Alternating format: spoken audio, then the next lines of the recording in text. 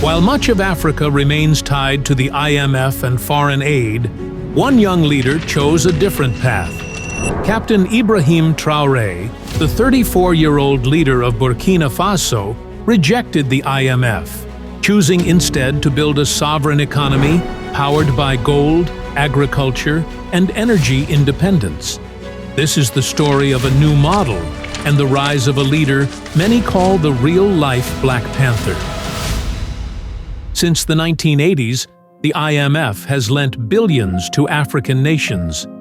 But the cost has been high economic austerity, privatization of national resources, and a cycle of debt dependency. For many Africans, the IMF didn't bring development. It brought control.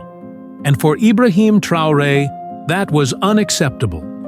Traoré's first move was to take back control of Burkina Faso's most valuable resource, gold. In 2024, he launched the country's first national gold refinery, ending the decades-long practice of exporting raw gold for processing abroad. He also suspended all small-scale gold export permits, cracking down on smuggling and corruption. The goal? Keep the gold, keep the value, keep the future in Burkina Faso. Traoré understood that political independence means nothing without food security.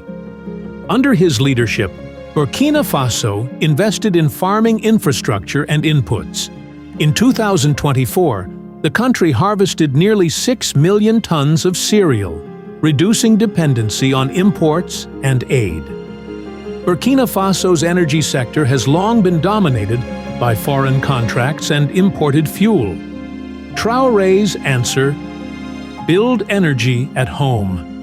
His government promoted solar mini-grids, localized fuel storage, and restructuring of state electricity projects, aiming to decentralize power and reduce foreign dependence. In a land where sunshine is abundant and youth seek opportunity, solar energy has become a symbol of both survival and freedom. Traoré isn't isolating Burkina Faso, he's repositioning it. He's building alliances with Russia and Turkey, and formed the Sahel Alliance with Mali and Niger. The alliance aims to build shared infrastructure, a common currency, and joint development banks, reducing dependence on institutions like the International Monetary Fund and World Bank.